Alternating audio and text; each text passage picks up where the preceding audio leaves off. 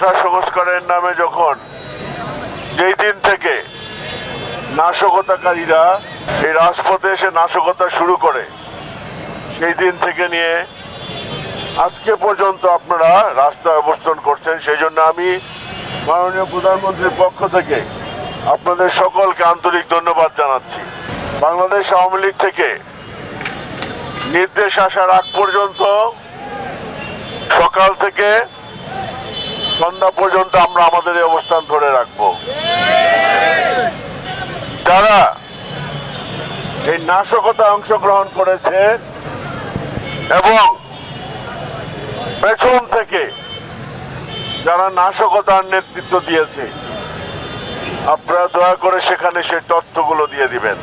BNP জামায়াতের আর কোনো নাশকতাকে, তারা যেন আর কোনো নাশকতা করতে না পারে, সেইভাবে আমরা প্রস্তুত আছি এবং প্রস্তুত থাকবো ইনশাল্লাহ।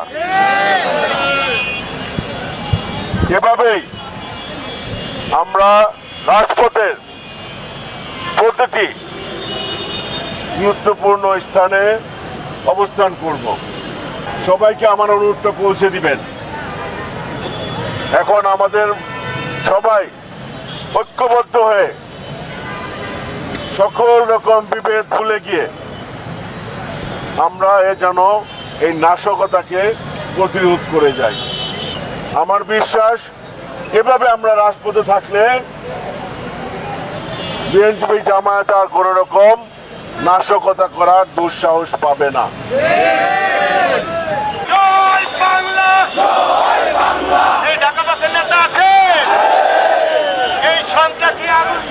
দমন করার মতো কোন নেতা আছে? এই সেই নেতা।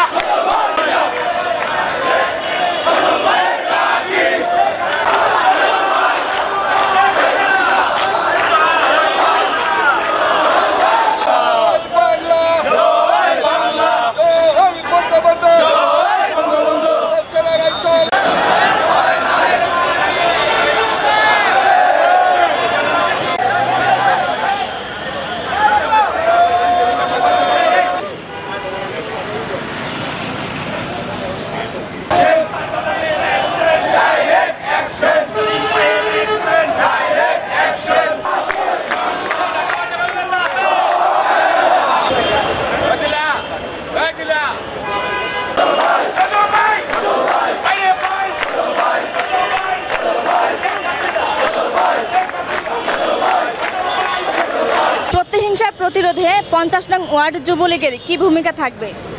আসলে আমরা ঢাকা 5 আসনের মাটি ও মানুষের নেতা আমাদের বীরমুগ্ধা আলহাজ মশিউর রহমান মোল্লা সজল ভাইয়ের নেতৃত্বে এবং আমাদের ওয়ার্ড কাউন্সিলর জনাব মাসুম মোল্লা ভাইয়ের নেতৃত্বে এবং আমাদের হারুন ভাইয়ের নেতৃত্বে, সম্রাট ভাইয়ের নেতৃত্বে আমরা আজকে সকাল থেকে নতুন কর্মসূচি চালু করেছি।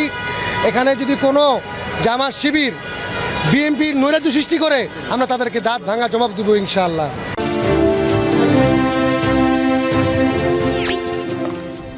সাবস্ক্রাইব করুন এবং বেল বাটনে ক্লিক করুন।